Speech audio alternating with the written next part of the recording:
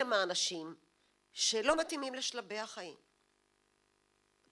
אם אנחנו עושים מבחן בשלות לכיתה א', אני לא אכנס לזה, אבל יש לי הרבה התנגדות למבחנים האלה. איך אני יודעת אם מישהו בשל?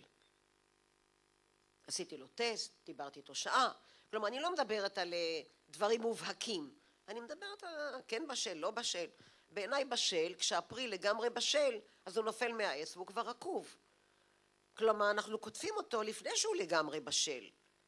שלבי ההתפתחות או פיתוח הפוטנציה, זה לא שאני יושבת כאן והפוטנציות שלי כל פעם עוד אחת תקפוץ למעלה, אין דבר כזה.